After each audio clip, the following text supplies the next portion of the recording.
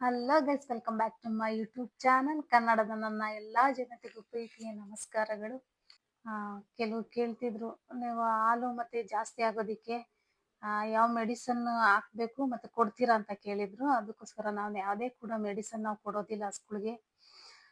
2 ತಿಂಗಳಿಗೋಸ್ಕರ ಬಾಟ್ಲುಗಳು ಹಾಕೊಂತೀವಿ ಮತ್ತೆ ಇಂಜೆಕ್ಷನ್ಗಳು ಹಾಕೊಂತೀವಿ ಅಷ್ಟೇ, ಬೇರೇನು ಹಾಕೋದಿಲ್ಲ. ಕೆಲವರು ಪೌಡ್ರ್ ಹಾಕ್ತಾರೆ, ಸಿರಪ್ ಹಾಕ್ತಾರೆ, ಏನೇನು ಹಾಕ್ತಾರೆ ಅದೇನು ನಮಗೆ ಗೊತ್ತಿಲ್ಲ, ನಾವು ಹಾಕೋದು ಕೂಡ ಇಲ್ಲ. 2 ತಿಂಗಳಿಗೋಸ್ಕರ ನಾವು ಎನ್ ಎಸ್ ಬಾಟ್ಲು ಹಾಲು ನೋಕೋದನ್ನು 2 ದೊಡ್ಡ ಹಸುಗಳಿಗಾದ್ರೆ 3 ಬಾಟ್ಲ್ ಹಾಕ್ತೀವಿ ತರದವ. ಚಿಕ್ಕ ಹಸುಗಳಿಗಾದ್ರೆ 2 ಬಾಟ್ಲ್ ಹಾಕ್ತೀವಿ.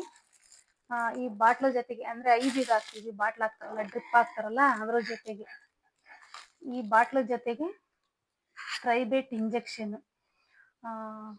ಒಂದು 15 ml ಹಾಕ್ತೀವಿ ಈ ಬಾಟ್ಲು ಜೊತೆಗೆ. ಈ ಬಾಟ್ಲ್ ಹಾಕಾಯ್ತು ಟೋನೋಪಸ್ ಒಂದು ಇಂಜೆಕ್ಷನು, ಬ್ಯಾನಾಮೆಲ್ ಇಂಜೆಕ್ಷನು, ಇದನ್ನ ಮೈಗೆ ಹಾಕ್ತೀವಿ. ಬೇರೇನು ಮಾಡೋದಿಲ್ಲ. ನಾವು 2 ತಿಂಗಳಿಗೊಂದ್ಸಲ ಹಾಕ್ತೀವಿ. ಇದು ಹಾಕೋದ್ರಿಂದ ಈ ಬೇಸಿಗೆಯಲ್ಲಿ ತುಂಬಾನೇ ಒಳ್ಳೇದಿದೆ. ಯಾಕೆಂದ್ರೆ ಫೀಡು ತುಂಬಾ ಸ್ವಲ್ಪ ಹೀಟ್ ಅದು. ಇದು ಹಾಕೋದ್ರಿಂದ ಸ್ವಲ್ಪ ಹಾಲು ಕೂಡ ರೈಸ್ ಆಗ್ತವೆ. ಈ ಬೇಸಿಗೆಯಲ್ಲಿ ಸೆಣಿತಾವ್ ನೋಡಿ, ಸ್ವಲ್ಪ ಜೊಲ್ಸಿರ್ತವೆ, ಅಂಥದ್ಕೆಲ್ಲ ಸ್ವಲ್ಪ ತುಂಬಾನೇ ಒಳ್ಳೇದು ಈ ಟ್ರೈಬಿಟ್ ಇಂಜೆಕ್ಷನ್. ಈ ಬಾಟ್ಲು ಸ್ವಲ್ಪ ಒಳ್ಳೇದು. ಸ್ವಲ್ಪ ಹಾಲು ರೈಸ್ ಆಗೋದಕ್ಕೂ ಕೂಡ ಇದು ಹೆಲ್ಪ್ ಮಾಡುತ್ತೆ. ತುಂಬ ವೀಕ್ ಇರೋ ಕೂಡ ತುಂಬಾನೇ ಒಳ್ಳೇದು.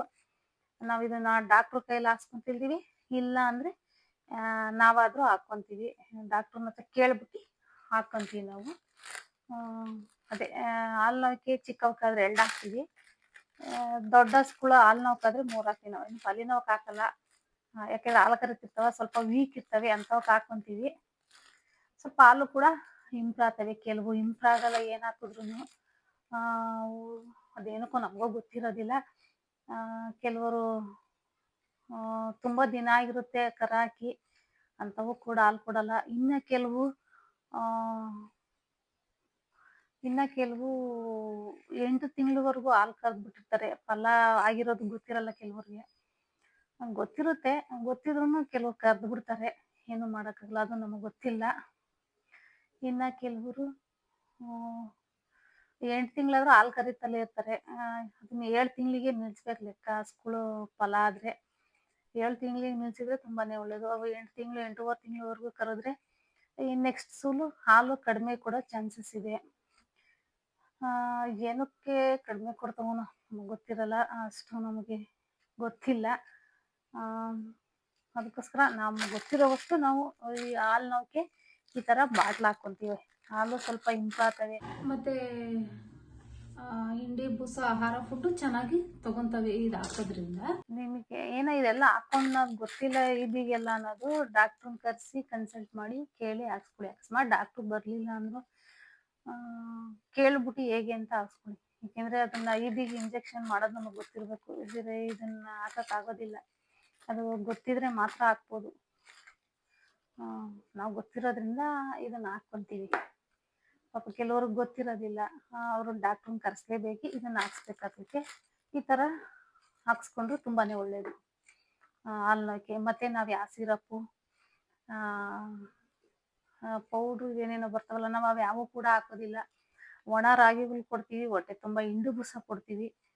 ಇಷ್ಟು 2 ತಿಂಗಳಿಗೋಸ್ಕರ ಮೆಡಿಸನ್ ಹಾಕ್ಕೊಂತೀವಿ. ಆರಾಮಾಗಿ ಹಾಲು ಕರಿತವೆ, ಏನು ಸಮಸ್ಯೆ ಏನಿಲ್ಲ. ನೀವು ಸಾಧ್ಯವಾದಷ್ಟು ಡಾಕ್ಟ್ರನ್ನ ಕೇಳ್ಬಿಟ್ಟು ಇದನ್ನ ಹಾಕ್ಕೊಳ್ಳಿ. ಏಕೆಂದ್ರೆ ಹಸ ಯಾವ ಪೊಸಿಷನಲ್ಲಿ ಇರ್ತಾವೋ ಗೊತ್ತಿರಲ್ಲ, ಇದಾವೆ ನೋಡಿಕೊಂಡು ಹಾಕ್ಸ್ಕೊಬೋದು. ಇದನ್ನ ಯಾವುದಕ್ಕೂ ಒಂದ್ಸಲ ಡಾಕ್ಟ್ರನ್ನ ಕೇಳಿ ನೀವು ಹಾಕ್ಸ್ಕೊಳ್ಳಿ. ಇಲ್ಲ ಹಾಕಕ್ಕೆ ಬರಂಗಿದ್ರೆ ನೀವೇ ಹಾಕ್ಕೊಬೋದು. ಇದನ್ನ ನನಗೆ ಗೊತ್ತಿರೋಷ್ಟು ನಾನು ನಿಮಗೆ ತಿಳಿಸಿದ್ದೀನಿ. ಏನೋ ತಪ್ಪಿದೆ ದಯವಿಟ್ಟು ಕ್ಷಮಿಸಿ. ನಾವು ಈ ಥರ ಮೆಡಿಸನ್ ಮಾಡ್ಕೊತೀವಿ, ಬೇರೆಯವ್ರು ಯಾವ ರೀತಿ ಮಾಡ್ಕೊತಾರೋ ನಮಗೆ ಗೊತ್ತಿಲ್ಲ. ನಾವು ಡಾಕ್ಟ್ರನ್ನ ಕೇಳಿ ಇಷ್ಟು ಮೆಡಿಸನ್ನು ಮಾಡ್ಕೊಳ್ಳೋದು. ತಪ್ಪಿದ್ರೆ ದಯವಿಟ್ಟು ಕ್ಷಮಿಸಿ. ಈ ವಿಡಿಯೋ ಇಷ್ಟ ಆದರೆ ಲೈಕು, ಶೇರು, ಕಮೆಂಟು ಮತ್ತು ಸಬ್ಸ್ಕ್ರೈಬ್ ಆಗೋದನ್ನ ಮರಿಬೇಡಿ. ಬಾಯ್.